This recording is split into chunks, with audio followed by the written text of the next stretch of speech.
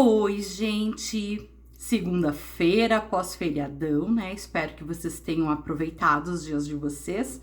4 dias, né? Escala ideal. 3 de trabalho, 4 de folga. Na outra semana também. Então, o que eu queria contar pra vocês? Que nesse feriadão eu fiz uma viagem, né? Mais uma vez fui pra um parque de águas termais, que também era um preconceito que eu tinha, uma hora eu converso sobre isso. Eu, durante muito tempo, achei na minha vida que águas termais, piscina, essas coisas era coisa de idoso. Depois que eu fui a primeira vez, gente, eu me apaixonei. Eu quero ir sempre, adoro. Acho assim que é um dos melhores momentos assim de conforto, de bem-estar, de coisa gostosa assim que a gente faz. E dessa vez, então, eu fui no parque aquático de Itá. Não tô ganhando nada pra fazer propaganda, né? Mas eu fui pro resort. Itá Termas Resort. Delicioso, maravilhoso. Por que eu queria ir nesse lugar? Fazia já uns 2 anos que eu tava cuidando pra ir, mas sempre tava lotado. Eu só posso ir nos feriadões, né? Porque senão a gente trabalha. E aí nas férias a gente acaba viajando para outros lugares, enfim, não surgiu oportunidade antes. Mas fazia tempo que eu queria ir nesse lugar. Pois bem, Itá é aquela cidade, não sei se vocês lembram, mas eu particularmente lembro bem, de quando eu era criança, adolescente, que eles falavam na cidade que ia cair no esquecimento, que ela seria toda alagada, as pessoas protestavam, as pessoas não aceitavam, tinha gente que tinha que ser indenizado, tem toda aquela questão. E aí, a gente foi, então, eu ouvia sempre que falavam na RBS, que faziam protesto, que tinha uma série de coisas. Que ela é a cidade ali na divisa, né, Rio Grande do Sul, Santa Catarina. De um lado é Aratiba, do outro lado é o município de Itá. E aí, né, ali na divisa, passa o Rio Uruguai e fizeram essa barragem gigante, enorme. E aí, tem um lugar lá no alto, onde tá a cidade de Itá hoje, tem até uma pedra lá, que tá escrito lá a plaquinha, onde diz que é a pedra do marco inicial, onde foi a construção da nova cidade. Então, como se pode ver, através da história, indo lá, conversando com as pessoas, no museu e tal, a coisa não começou naquele momento das pessoas brigando pela enchente, né, da cidade ser alagada. E sim, lá em 1980, já se viu a possibilidade, a necessidade da cidade subir para cima do morro, tá? Aí ali eles fizeram, então, a réplica da cidade antiga, que foi feita a barragem, que foi inaugurada lá no ano 2000. Então, pensa, são 20 anos. Não são 2, não são 2, não são 10, são 20 anos dessa transição. Então, se sabia que a cidade seria transferida, porque pela localização do vale ali do Rio Uruguai, seria um lugar perfeito para se construir uma usina hidrelétrica. E aí fazer todo aquele campo de alangamento, né? Diz que era para ser muito maior do que é hoje. Só que aí foram vendo viabilidade daqui e dali, para se chegar ao que nós temos da barragem de Itá hoje, como ela é. Aí a cidade, então essa de Itá, que ficaria alagada, submersa, não teria como mudar, ela subiria para o alto.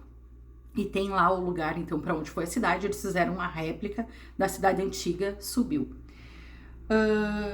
Também é nesse lugar, então, que eles alagaram, e aí ficou a torre da igreja no meio do lago. Depois eu vou botar a foto como capa aqui do vídeo.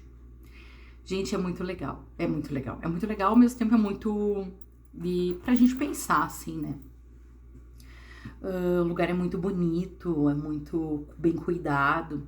Só que aí, ao mesmo tempo, você pensa, se você se colocar no lugar daqueles que estavam embaixo, na cidade, e tiveram que deixar a sua história para trás, para subir um morro, embora indenizado, ganhando uma casa nova, para mudar dali, pensa assim, ó, é a tua história, daqui a pouco tu viveu 50 anos ali naquele lugar e a partir de agora você não pode mais, você vai ter que sair dali obrigatoriamente, sem opção de escolha, você vai ter que sair, é uma necessidade, deixar tudo para trás e ir adiante.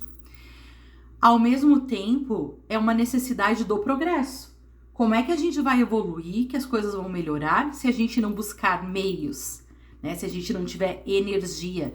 7% da energia do Rio Grande do Sul, né, do que é o estado do Rio Grande do Sul, vem dessa barragem de Itá, para vocês terem uma ideia. Na época, quando esvaziaram as casas, também outra coisa que eu ouvi lá, o pessoal falando, quando esvaziaram as casas, eram cerca de 2.000 pessoas que moravam lá, tá? Cerca de 2.000. Eles tiravam as pessoas das casas, indenizavam para ir para a cidade alta. Outras pessoas iam morar na mesma casa e, de novo, tinham que indenizar, tirar de lá. Chegou um momento que eles tiveram que demolir as casas, porque demora até o rio chegar ali e alagar, né? Então, o que eles faziam? Eles iam invadindo as casas e, novamente, o Estado tinha que indenizar as famílias e tirar dali. Então, teve toda a questão, assim, ó, do triste, pessoas que tinham que sair das suas casas, né, perder sua história, embora fossem indenizados e ir para outro lugar. Também tinham aqueles que eram aproveitadores. Tipo, estão indenizando quem tá ali, eu não tenho casa, ia lá morar onde ia ser alagado, o governo ia ter que indenizar para tirar eles dali. Gente, é de não acreditar assim no ser humano. Só que ao meio por um outro lado, se você for pensar, a que custo, né? Hoje tem usina eólica, usina nuclear, tem várias formas de se produzir energia. Até que ponto vale a pena tu reconstruir toda uma cidade para produzir energia limpa, né? Através da água. Será que vale a pena todo esse investimento? Se for pensar, deve valer, né? Porque a troco de quê tu vai indenizar uma cidade inteira, tirar todo mundo dali para cima do morro, se não fosse para valer a pena, se não fosse para te lucrar por anos e anos e anos. Então, eu imagino que o consórcio Itá deva ter visado muito lucro. Porque para te pensar que teve casa que foi indenizada 2 ou 3 vezes para as pessoas saírem dali, tem que ter valido a pena. Eu acredito que fazer por fazer não teria sentido, né? E aí, ao mesmo tempo, você vai lá, virou a parte ali onde era a cidade, quando a água subiu, ficou só as 2 torres da igreja, né? Um pedacinho assim que eles fizeram, o campanário, que era o São Pedro. Fomos lá ver. Fizeram um parque bem bonito ali do lado. E aí, quando a gente estava indo para esse local, me chamou a atenção, que até comentei com o meu marido, a gente passou numa casa, pensando numa casa linda, de frente pro lago, tá? Casa linda, assim, com garagem, aparentemente para 2 carros, um do lado do outro, né? Não sei que tamanho tem a casa, metragem, não tenho noção, mas no mínimo uns 600 metros. E a casa tem um heliponto do lado. Tu fica pensando assim na disparidade, porque ao mesmo tempo que teve toda essa questão assim da cidade, que passou de 5 para 7 mil habitantes, também teve essas questões assim da especulação imobiliária. Então, se você for ver, os terrenos mais bonitos, assim, com a visão mais bonita, são mansões, assim. Então, virou um lugar de atrativo. Pensa, tu investe, tu faz uma casa só pra te passar o final de semana. Tu vai com o teu helicóptero, tu não tem contato nenhum com o resto da cidade, tu desce com o teu helicóptero ali na tua casa, passa o final de semana, se tu precisar sair ali, tu tem um carro, e depois tu vai embora. Tipo, não tem nada a ver com isso. E aí, eu fico me perguntando, gente, como as civilizações vão mudando, a cidade vai mudando, as pessoas vão mudando. Muita gente falando espanhol lá no hotel, assim, onde a gente tava, né? Que nem diz a minha filha. Eu achei engraçado que ela falou pra mim, assim, quase tão bom quanto Vila Galé, porque a régua dela ficou ali, né? Depois que a gente foi no Vila Galé de Alagoas, Maceió, ano passado, a minha filha considerou, quando a gente saiu de lá, ela disse, tchau, lugar maravilhoso. Pra ela, aquele virou o melhor hotel. E aí, tudo que ela vai falar, ela compara com Vila Galé. Tão bom quanto Vila Galé, quase tão bom quanto Vila Galé. Um dia nós temos que voltar no Vila Galé. Pra ela, o Vila Galé virou o parâmetro, assim, de viagem, né? De descanso, de tudo. E realmente, o hotel muito bom, recomendo, adorei. A cidade muito bonitinha, acolhedora, assim, pequenininha.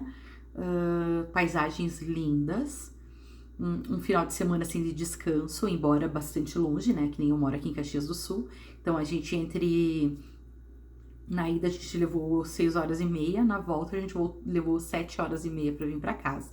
Um pouco distante, sim, mas eu acho que vale a estrada, vale o momento, assim. Ah, antes que eu me esqueça, eu já ia encerrar. Me chamou a atenção também que tá faltando água, né? A gente reclama quando chove. Teve 2 anos atrás que deu toda aquela questão das enchentes aqui no Rio Grande do Sul. Mas agora, olhando lá, tem chovido pouco. Se você for olhar, tipo, o lago é gigante. Só que aí, tipo, o vertedouro tá vazio. Sabe, o vertedouro não tá sobrando nada de água pra escoar. E nas laterais, assim, da barragem, deve ter, tipo, 1,5 metro, 2 metros de distância. Então, tu imagina, assim, um lago gigante, 1,5 metro, 2 metros de água. Quantos metros cúbicos de água caberiam ali? A gente vê que não tem chovido tanto quanto necessário, especialmente para esses lugares assim onde a gente espera que chova, que nas cabeceiras ali, né, para gerar mais energia, porque já que se alagou a cidade, né, então que seja para manter o nível da água alto e produza muita energia. Mas então minha dica de passeio, de viagem, para mim era uma curiosidade, era um lugar que eu tinha assim vontade de ir, que quando eu era criança eu ouvia falar daquilo, eu achava, nossa, vão alagar uma cidade, que coisa diferente, assim, né? Na minha visão, assim, de criança, adolescente, eu ficava pensando como é que seria aquilo, como é que iam desenvolver, como é que ia ser todo o trabalho, né? E aí agora eu tive a oportunidade de ir lá, inclusive levar minha filha junto, pra gente conhecer esse local e aprender com ele, com eles, com as pessoas que lá vivem, né? E com os que lá foram morar, virou um local de geração de emprego. A cidade desenvolveu pela barragem, ao mesmo tempo, então tem os dois lados, ao mesmo tempo que a cidade foi alagada, perdeu sua história, teve que subir um morro, teve todo um progresso, né, gente? Se tu pensar que eram 2.000 habitantes e passaram para 7.000 habitantes, triplicou, né? Aí chegaram hotéis, chegaram indústrias, coisas já por causa daquilo ali. Então, muita coisa se desenvolveu em torno daquilo ali. Outros hotéis foram se instalando. E aí isso gera emprego, gera mão de obra, gera uma série de fatores positivos. Então, tudo tem o lado positivo e o lado negativo. É próprio da vida da gente, né? Não tem como você imaginar que tudo é só bom ou só ruim. Tudo tem os dois lados. Não sei se você já conhece, quer contar a tua versão, ou se você sabe de alguma outra história parecida com isso. Escreve aqui, vamos conversar sobre o assunto, tá bom? Um beijo, até a próxima.